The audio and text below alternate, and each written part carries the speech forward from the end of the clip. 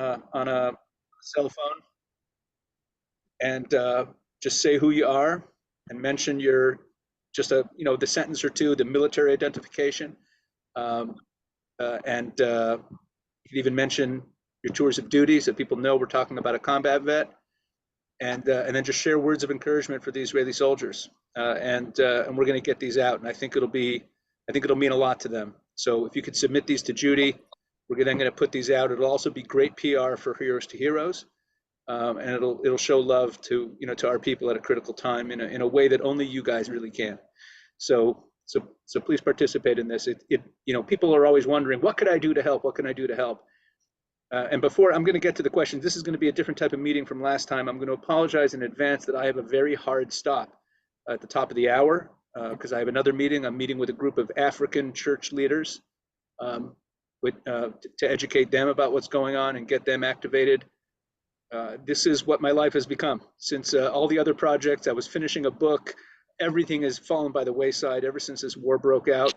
Everything stopped, and it's been 24 hours a day pretty much. We're sleeping very little. I'll also add in something I might have mentioned last week. We're in pain. The Jewish community is in pain. Those of you who visited Israel, and that's many of you, know that what an intimate and small country we are.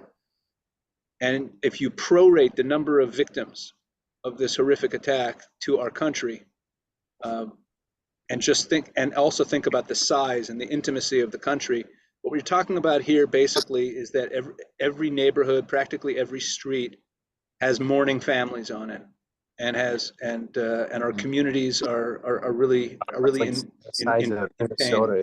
Huge, huh? Mm-hmm. If people can just mute themselves, it'll be easier. Thank you. Israel's the size of New Jersey, almost exactly. So it's a small country, it's an intimate country. We're in a lot of pain, but at the same time, I have to tell you, I've lived in Israel for 30 years. I've never experienced this country more unified and more determined and focused. It was a big wake-up call in many ways, and we understand what we're facing. We understand that evil needs to be eradicated. And a lot of the conversations I've been having with people, because of my position, because I'm a rabbi, and because what I do generally is not helping people understand a war. What I do generally is I do Bible studies. I bring Jewish and Christian scholars together, a lot of academic work. That's where I'm professionally most comfortable. But I've been answering a lot of questions from people asking about the spiritual dimensions of this war. It's one of the questions on your list. And the spiritual dimensions of this war are actually quite simple. I'll start with that, and then what I'm going to do, it'll be different than last week's meeting. I'm just going to open up the document that Judy sent me with questions that were submitted, and we're going to go through them. And hopefully we'll get through them all by the time I have to end. And if we do, I can take more on the call, or I'll just keep talking. And if we don't finish them, I'll apologize, and we'll get to them next time. But I just want to say that the spiritual focus on this is very simple. We have to have the courage. We've realized that it actually takes courage to recognize that there is good and there is evil, and to have the confidence that you know that you're on the side of good. And faith in God, faith in the God of the Bible, gives us that. It gives us a moral compass. It gives us an anchor around that we can cling to. And what's happening now, another interesting clarity that's coming into focus, is who's with us and who's not with us. You're already seeing in the first couple of days, of course, world sympathy was under a rare occasion, it was with the state of Israel. But we quickly see that turning. There are protests everywhere, including protests by Jews. That's one of the questions I'll get to in a moment. And we're starting to realize that there are those who see good and evil clearly, and there are those who don't. Now, Judy, can I play a video for everyone before I start? Just a short 3-minute video? Yeah, sure. Okay, I'm going to do that. So am I able to share my screen? Can you make me, you have to make... Okay, let me... If you go down to share screen, you can change it so that multiple people can share their screens. And then I'll go ahead and play the video. Okay, and I'll tell you what I'm doing now, and why, even though it means I might not get to all the questions. right now, Israel is in a war, obviously. But the war is not only a military action, it's also an information war. And the information war is not at all separate from the military action. What we just saw this past week, where everyone was wondering why Israel wasn't going in yet, and we looked like we were stalled. I'm going to tell you something that I say with a very heavy heart, but I have it, and you'll have to trust me that since the war started, me and the other people I work with, because we have relationships with leadership in the Christian community worldwide that other people in the Jewish world do not have, we have been contacted by the senior leadership in this country so that we can be part of pushing out the correct information to the leaders that we're in contact with. So I say this with authority, and I say it with a heavy heart. The United States government, with all of the beautiful statements they've been making about how much they support Israel through this, behind the scenes has been holding Israel back. When Secretary of State Blinken was here the other day, and when Biden was here the other day, the message they were giving in the closed door meetings was for Israel to hold back, which would be a terrible defeat for Israel. I'm just saying that at the outset. You should be aware of what we're up against. And if there's anyone whose feathers are ruffled politically by anything I say, don't blame Judy, okay?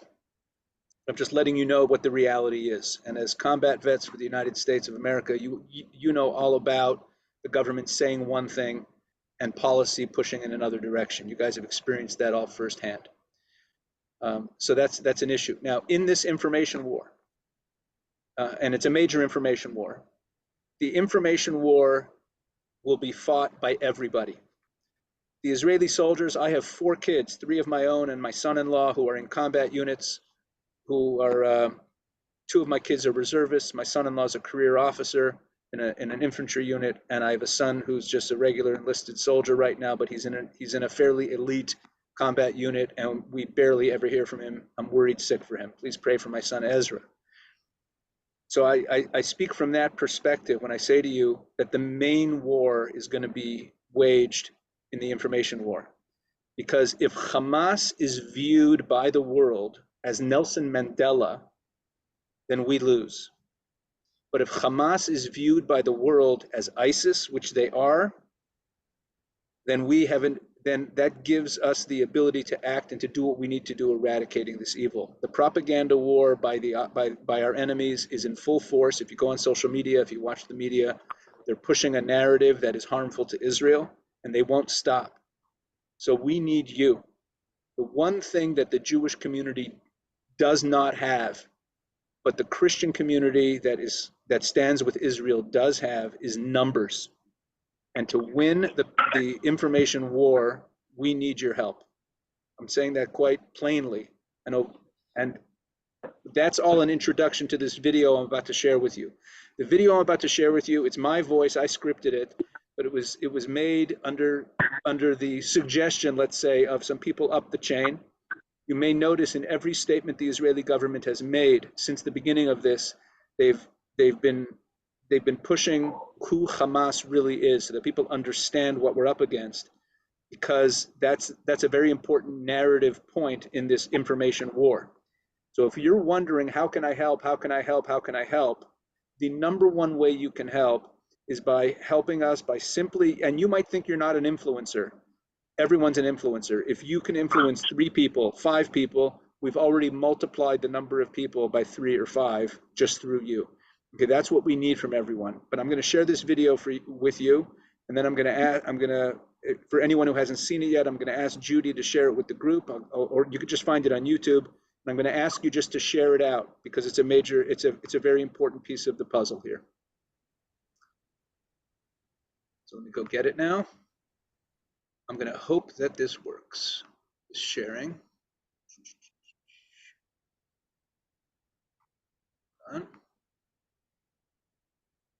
Go to YouTube. Oh, wrong place. Sorry, everyone. Now you're seeing what I'm doing. See what I like to watch. I watch hockey a lot. That's what you're seeing. Okay, here we go. Any hockey fans? Any hockey fans in the house? It's the best sport in the world. All right, here we go. And let me know if you can hear the sound. Above the door of the Hamas military sorry. academy in Gaza. Okay, first of all, did you hear the sound on that? Yes? Yes? Everyone heard the sound? Yes. Good. Okay, Yes. here we go. Yes.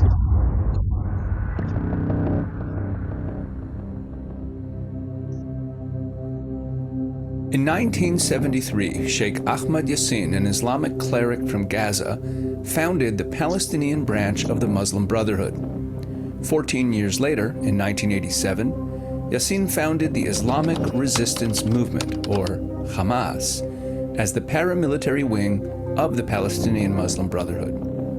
Yassin founded Hamas with the help of Abdallah Azzam, a highly influential Islamic thinker affiliated with the Muslim Brotherhood.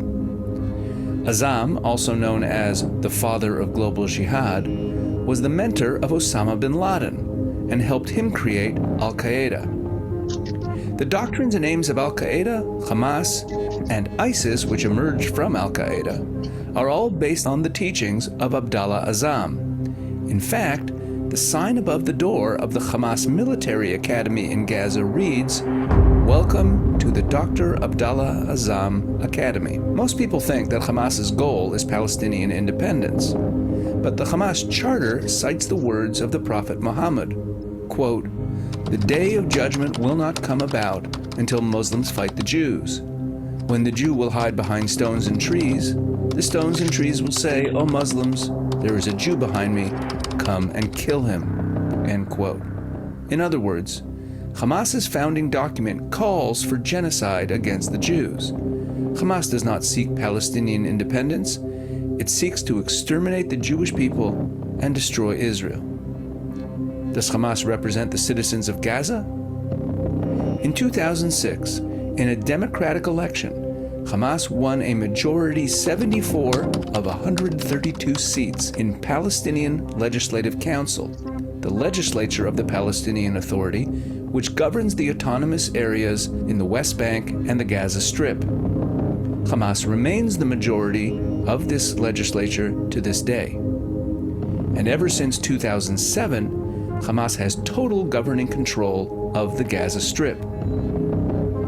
According to the Palestinian Center for Policy and Survey Research, in a study from 2021, 53% of Palestinians prefer Hamas leadership to that of Mahmoud Abbas, the more moderate head of the Palestinian Authority. And as recently as July 2023, polling by the Washington Institute shows that overall, 57% of Gazans express a positive opinion of Hamas, along with similar percentages of Palestinians in the West Bank and East Jerusalem. So, who is Hamas?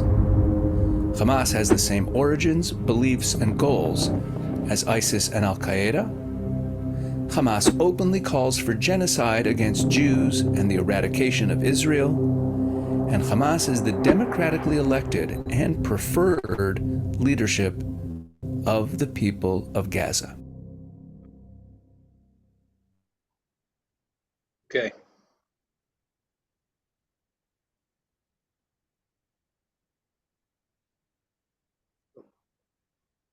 Okay.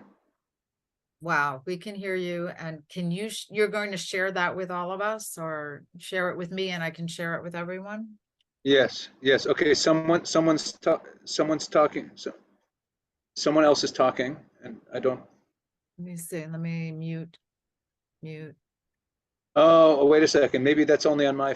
Oh, I see what it is. I'm sorry. I was.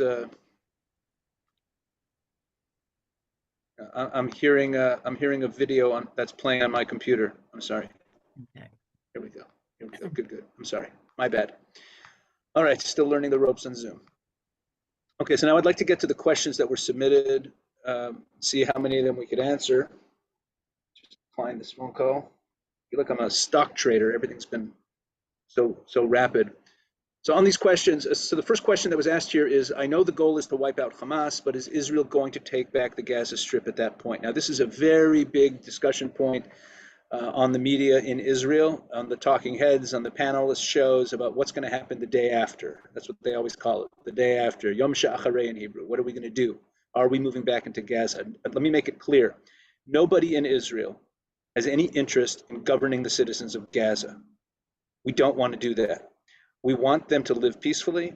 We want them to have prosperous lives, and we want them not to commit acts of terrorism against us. That's all we hope for them.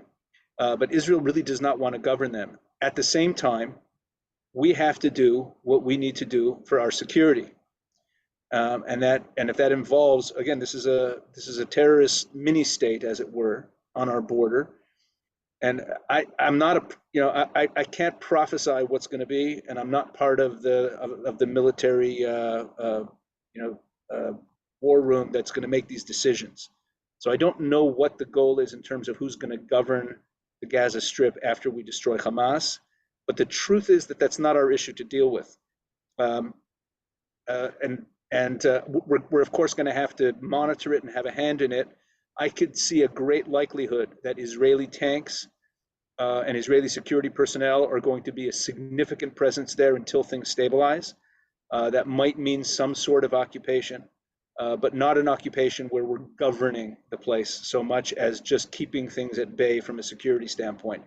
I don't know what it's going to look like, and it's a very good question that I don't really have the answers to. So I'm going to try to answer some questions that I do have the answers to now. There was also a second question right near the top of this list, also that relates directly to Hamas, which is, someone wrote, I've seen conflicting reports about Hamas getting weapons from Afghanistan that the US left behind. The others were ARs that were given to Ukraine and sold on the black market. Is there any real information on this? There's all kinds of information floating around, and I don't know exactly what people's sources are, but let me just say this. All the weapons that Hamas has come to them through the black market. There's no sovereign nation that sells weaponry to Hamas. When I say black market when it comes to weapons could also be rogue states like Qatar and Iran, who openly fund Hamas. Okay, they fund Hamas. They don't hide the fact that they fund Hamas. It's one of their projects. 92% of Hamas's budget comes from Iran. That's also something that was asked in the questions. So we know they fund them. And so the way that Hamas gets weapons is through the various terrorist black market channels in the Middle East. That makes sense. They physically probably come in on rogue boats in the Mediterranean or up through the Sinai Desert through Egypt. We don't know exactly how they get all the weapons, obviously. But here's the thing. It only stands to reason that they would have weapons that were left behind in Afghanistan, because the Taliban are big fans of Hamas. They all come from the same roots. And what's more, when this war broke out about a week and a half ago, the Taliban made a public appeal to the countries in between Afghanistan and Israel to allow safe passage for the Taliban fighters who want to go join the fight to destroy Israel. So if we ask ourselves, if we were investigating where Hamas got their weapons from, if there's a large amount of weapons in the hands of people who share the global jihad ideology, it would surprise me if the weapons that Hamas was using, if some of them did not come from there. That's my answer to that question. But again, I don't have any definitive information on the topic. So, and then the next question was, is Iran backing this? How? And the answer is, again, very, very simple. Hamas is basically an Iran proxy. I'll point out now also that Hezbollah, which is our northern enemy, is also entirely, they're funded by Iran, but they're even more closely related to Iran. You're going to hear more and more talk of Hezbollah in the coming days. Unfortunately, they've been shelling in the north. They're poking us every day with a few rockets and testing the waters. It's a very dangerous situation if we end up fighting a war on two fronts. Another question that was asked, which I'll address in a second, but just to understand the difference between Hamas's relationship to Iran and Hezbollah's relationship, because they're not exactly the same relationship. Hamas is, as you saw from the video, was founded as an arm of the Muslim Brotherhood, which is Sunni and not Shiite like the Iranians are, and they are actually I wouldn't call them exactly an independent, they're somewhat independent organization, but they receive, like I said, over 90% of their funding from Iran. So they're funded by Iran. The rest of the funding mostly comes from Qatar.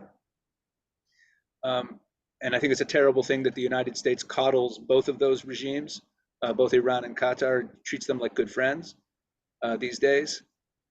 But the difference between Hamas and Hezbollah is that Hamas is funded by Iran. So we could call, in military terms, we could call Hamas an Iran proxy. They're not going to do something without Iran giving the go ahead, without letting them know first, except maybe small things, little terrorist acts, but they're an Iran proxy. Hezbollah is Iran, meaning they're actually a branch. They're not a proxy of Iran. They are Iran. The leadership of Hezbollah works for the Iranians. They're appointed by the Iranians. They are the Iranians.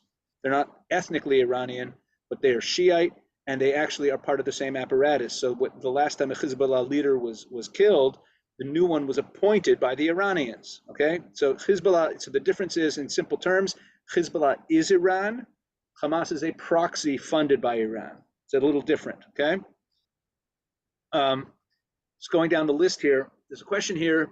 If all the Arab countries attack Israel, will Russia join in? Is there a chance it will go nuclear? Okay, first of all the Arab countries are not going to attack Israel.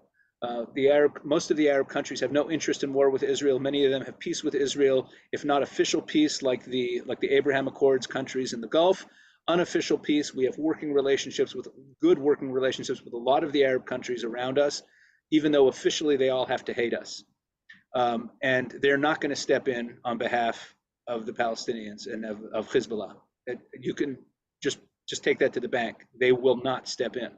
The only countries that we have a risk of being in a war with are countries that are either Iran proxies, Iran branches, or somehow related to that axis of evil, which means it's not a small danger. It means there's no chance that Jordan's going to attack us. Zero.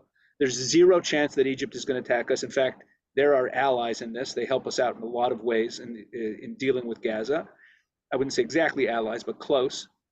It means that Syria is a problem, because ever since the Syrian civil war, Syria has basically become a vassal state to the Iranians. The Iranians have bases in Syria. Their route for their arms, for their weapons, is from Iran across the top in the north, and they come into Syria over to Lebanon. So they have a working relationship with Assad, and Israel regularly strikes Iranian targets in Syria, even though it never makes the news. Happens all the time. It's been going on for years.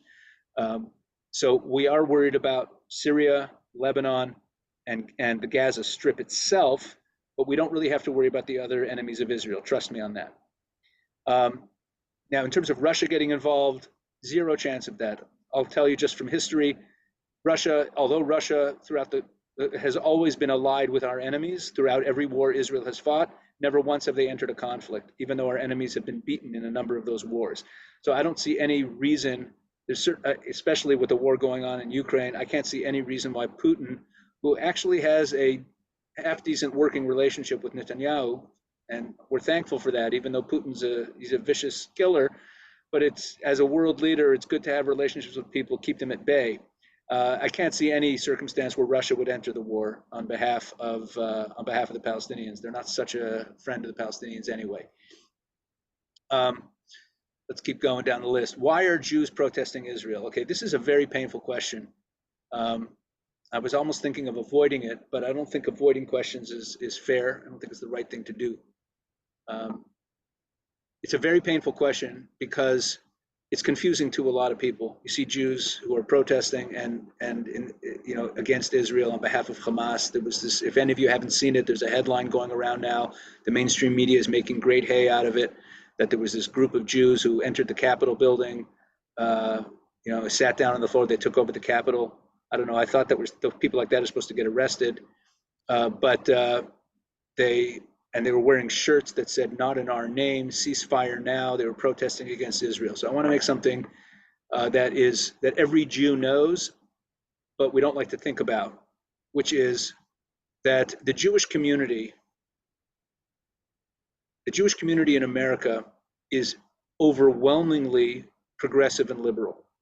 Just as an indicator, And Judy, if you don't mind me talking, Judy, if you don't like anything I'm saying, you want me to move on to another topic, just let me know. But the Jewish community in America is overwhelmingly progressive and liberal, just as an indicator, not as a proof of it, but as an indicator. We don't need a real proof. Any Jew knows this.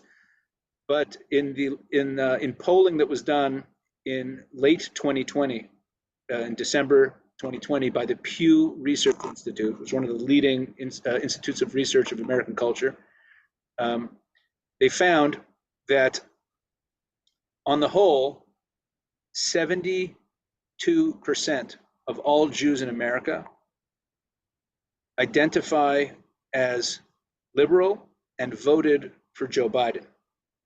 Okay.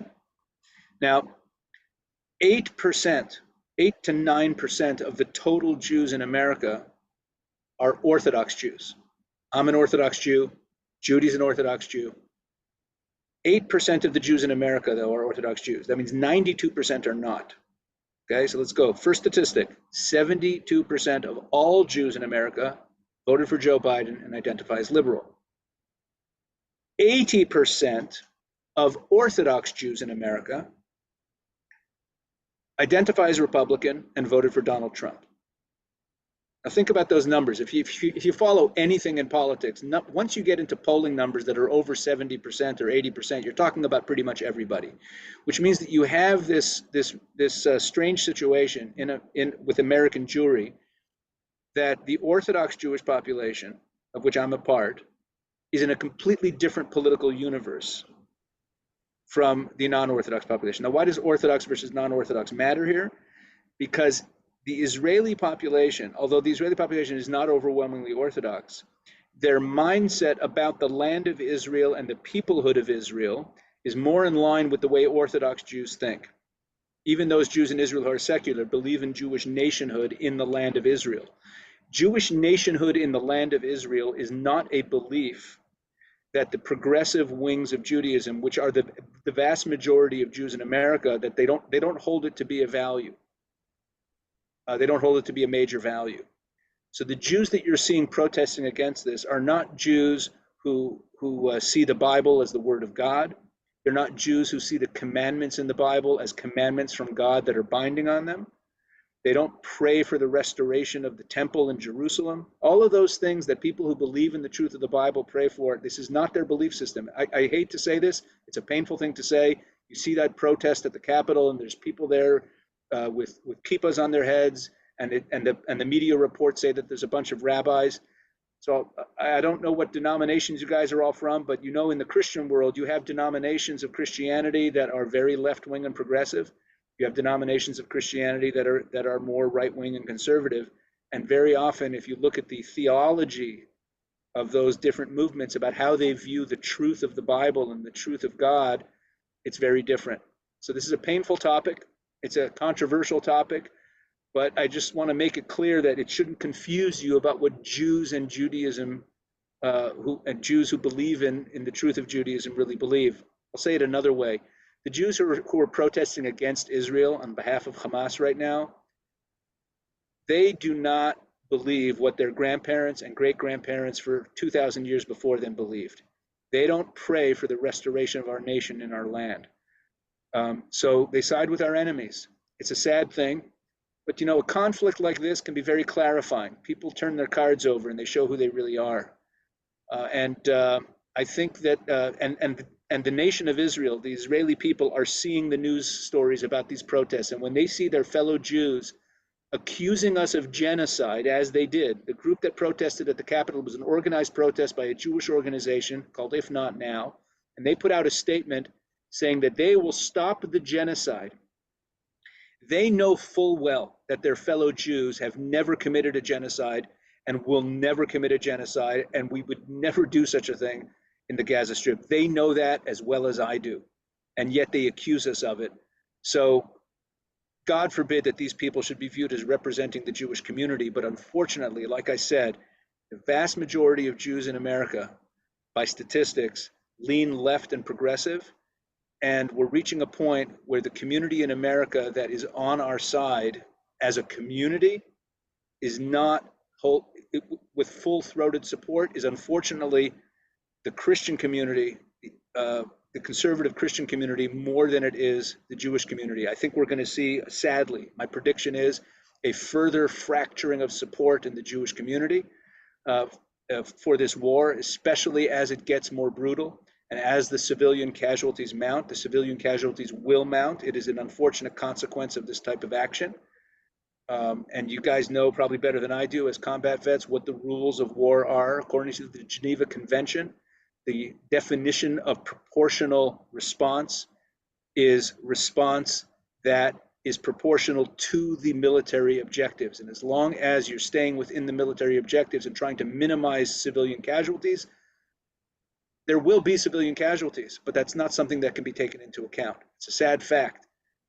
When the United States bombed Dresden in World War II, when they firebombed Japanese cities in World War II, we all know that unfortunately civilian casualties were part of the necessary eventualities that brought about the end of those wars and saved more lives in the long run. It's the same thing here. Not that we want to kill civilians, and we're going to do everything to avoid killing them. And that's part of what this delay is about, giving time for people to evacuate.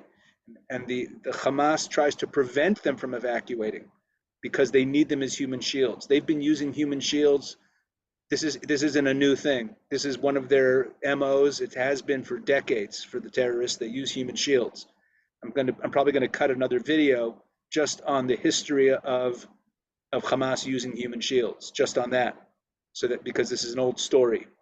So I'm saying a lot of things that I've never said before to a group of people about my fellow Jews, but it's very painful to see your own people who are, and Jews are all related to each other, pretty closely, to see your own family turning their back on you and cheering on your enemies and feeling morally superior in doing so is extremely painful.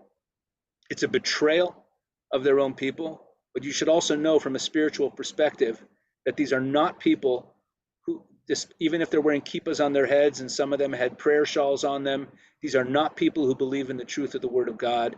They do not yearn for the redemption as people who believe in the Bible understand it. So I'm sorry to speak harshly, but that's the reality.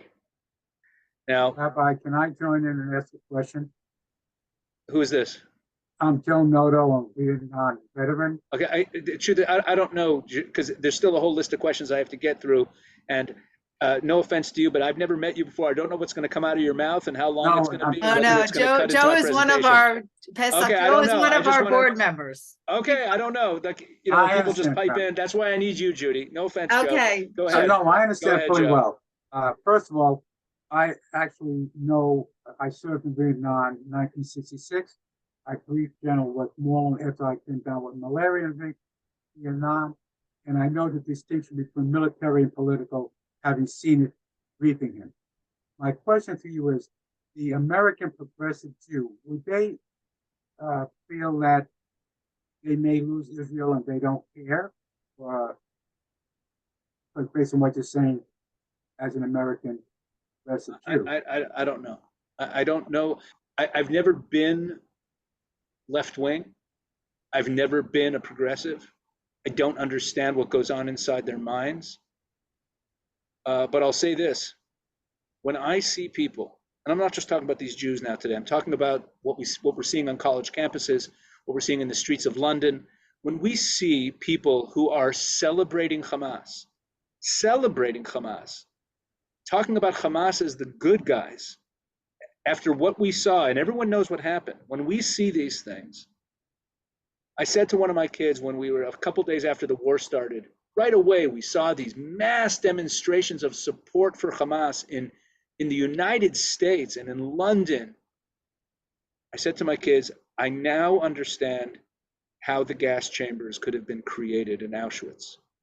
Because the people in the street who are protesting in favor of Hamas, they actually feel morally superior applauding rapists and murderers who are massacring all these Jews.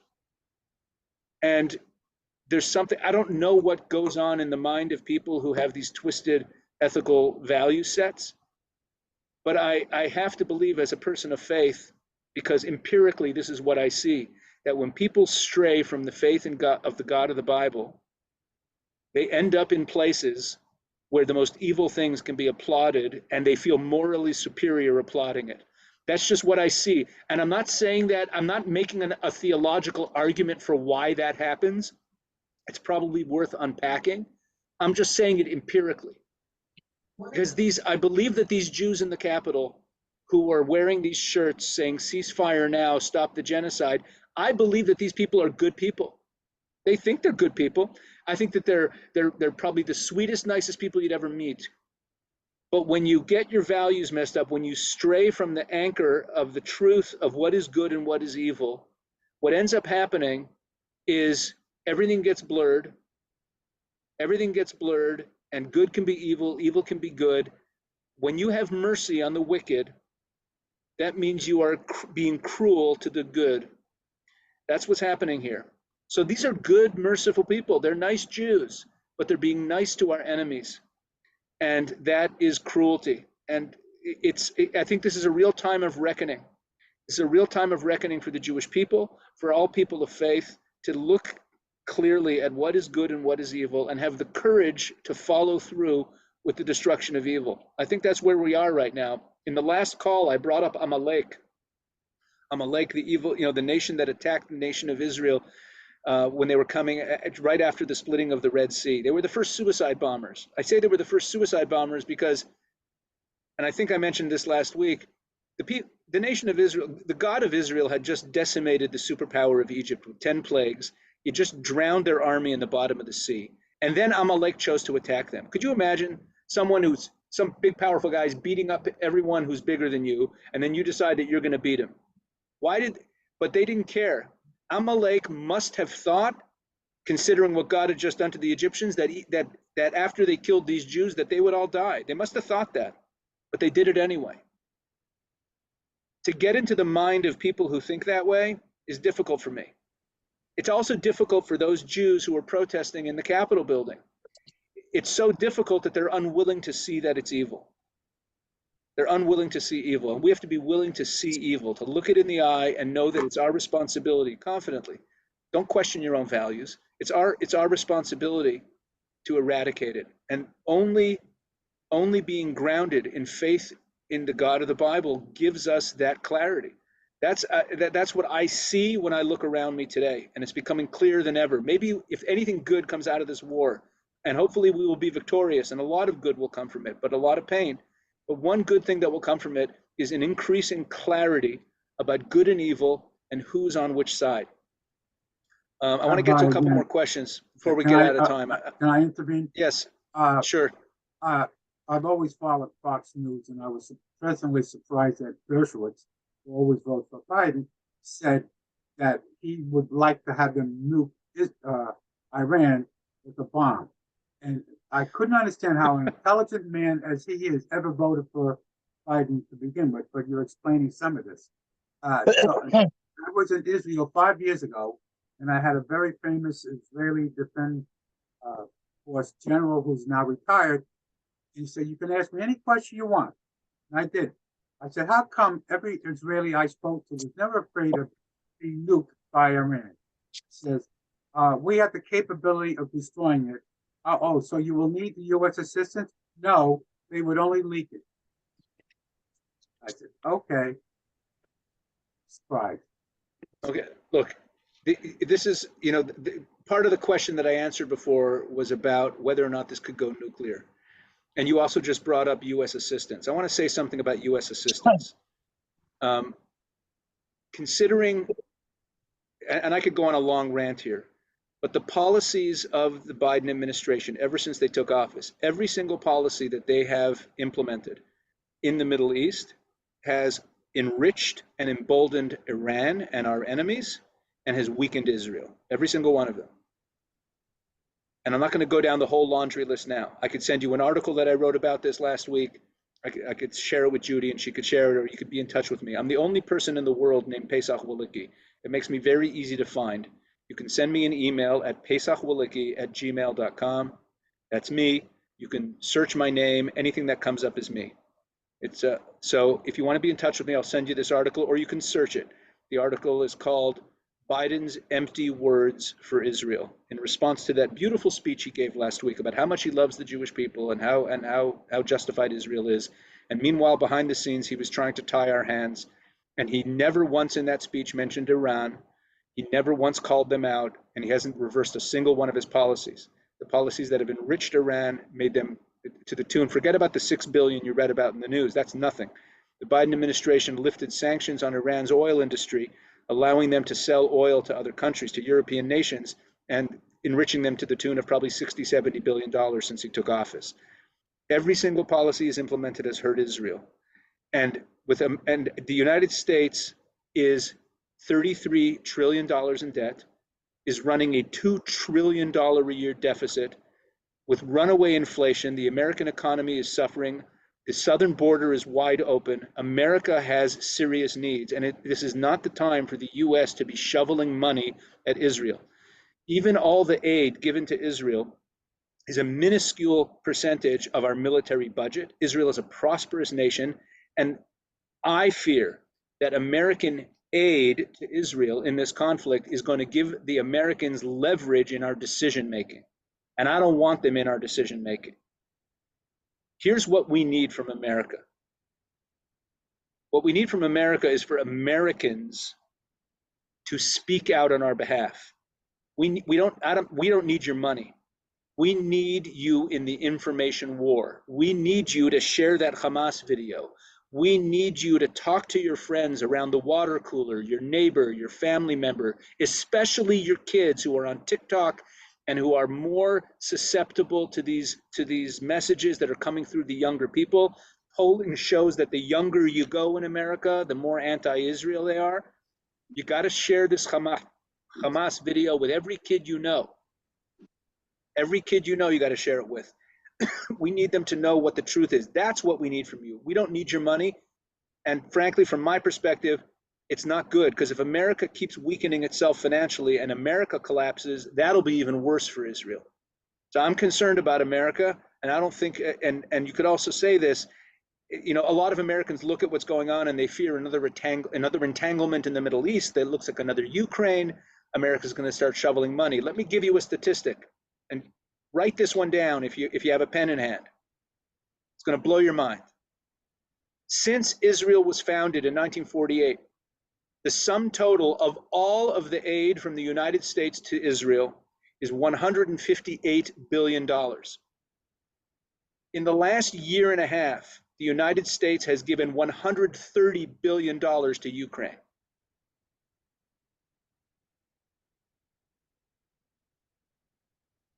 Listen to that stat again. The entire history of Israel, 75 years, 158 billion. In the last year and a half, 130 billion to Ukraine. Israel is not another Ukraine.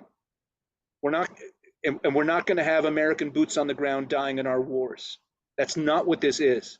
We need you. We need you to win the information war. I'm going to get to a few more questions, and then I'm sorry I'm going to have to go, and we'll resume this. We could meet all the time. Anything for Judy, but I happen to have another call. I'm meeting with some African leaders in a few minutes. Someone asked here about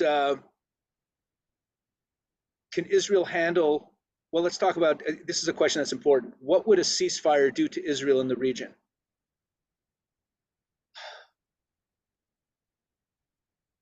I was driving I mentioned I have kids in the reserves, and I have a daughter. I mentioned that one of my daughters is in the reserves. She is a combat soldier.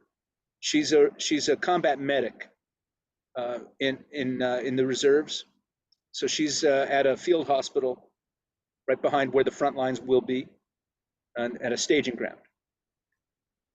And because there's all this delay, and Israel's a small country, they started giving the reservists in groups 24 hours off to go home. So she was home the other day. And yesterday yesterday I was driving her back to the pickup point down near Gaza. And in the car, we were talking, and I shared with her what I knew from the inside about Biden's visit and about what the Americans were doing and how dangerous it was. And I said, the Americans are going, just let's remember something. if you look at the Middle East, and if you look at who's on what team, let's put it that way. The Saudis, the US has, this administration's ruined the relationship with the Saudis. They've embraced a relationship with Iran. Iran funds Hamas. Iran is partners with the CCP in China. We all know about Joe Biden's entanglements with China. So when you look at these axes, and when you look at who's on what team, I don't trust the Americans right now. I hate to say it. The American administration, I don't trust them at all. I certainly do not trust that they have Israel's best interests at heart. And I said this to my daughter in the car as I was taking her back to her post. I said to her, we have to be very afraid and realize that we are alone. And the United States will be, if not publicly, privately, they'll be pressuring us for a ceasefire. And we all know, unfortunately, in today's day and age, how the mainstream media works in partnership with the administration.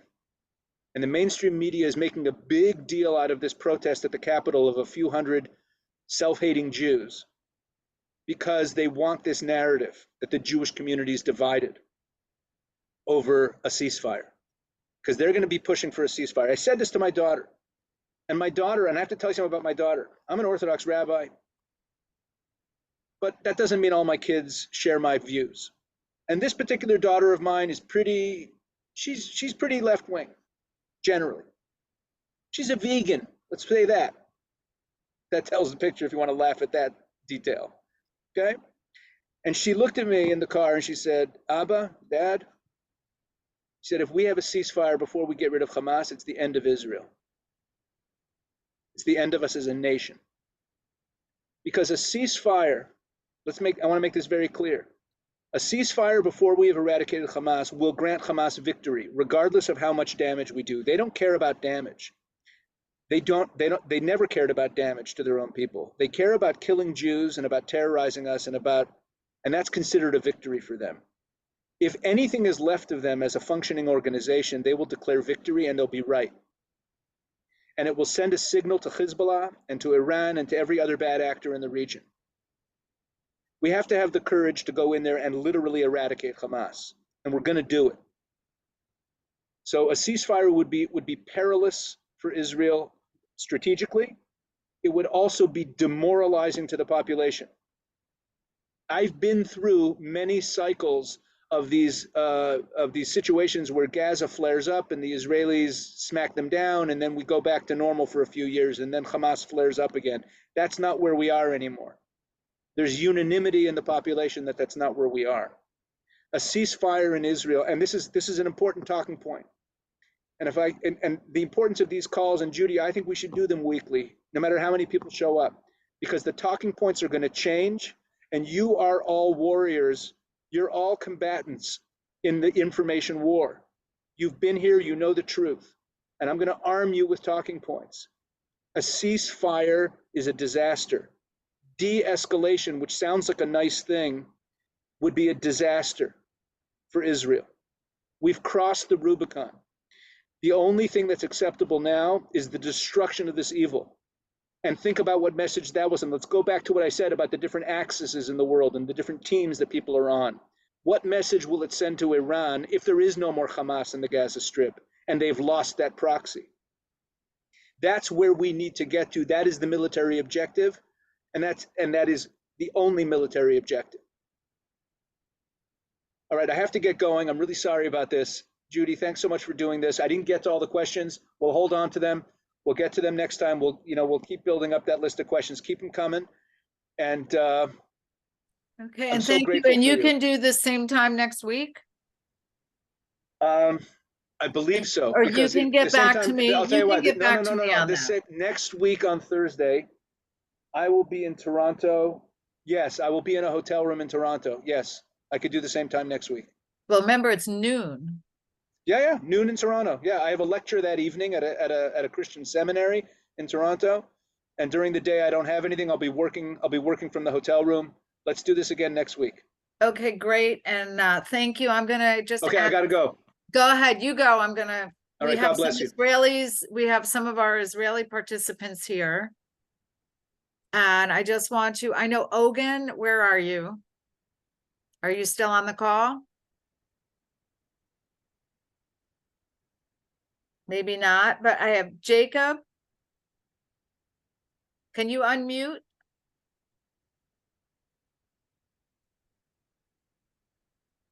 We have Jacob here. Where are you? There you are. There I'm here, can you Judy. It's unmute? Harold. Judy, it's Harold. I'm here. Oh, hi, Harold. Hey, I got to watch a lot of it. I gotta get to work, but it was very inspirational. Let me know when the next one goes, okay? Okay, it'll be the same time next week. All right, I'll be there. All right, thanks. Good to see you. And just, we have some Israelis here. I don't know if you want to unmute and tell us how you're doing and where you are, that would be great.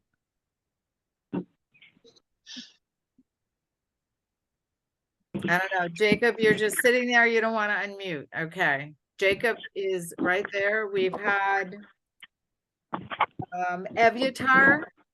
I know you're on the front.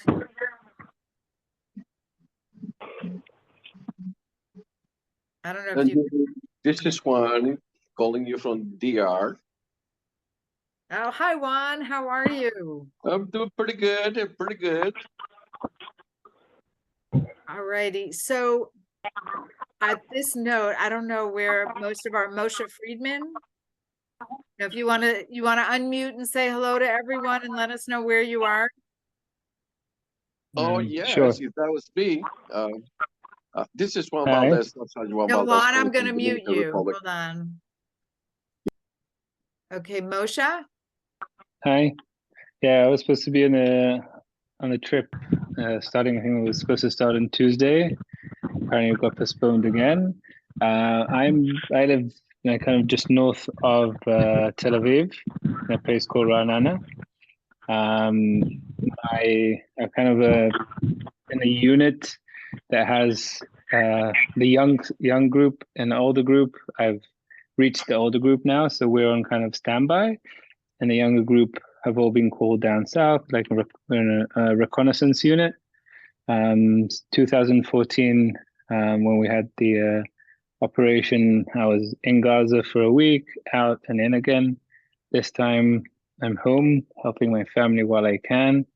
And we'll probably, if this thing happens and we actually have a ground invasion, then we'll probably have rounds to like help on the back and support the teams that are have gone into Gaza. That's kind of where I'm at now and what I know at the moment. All right, Moshe. Well, our prayers are with you. We are all here for you.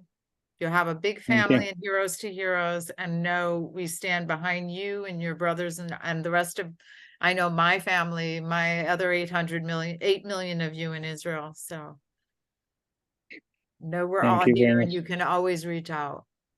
Thank you very much. Thank you. Well, thank you all for being here. And I know I've heard from some of you throughout the week. Feel free to reach out. I'm, trying to get work done, but sometimes it's not so easy. I'm trying to stay out, turn off the news during the day for at least a little while.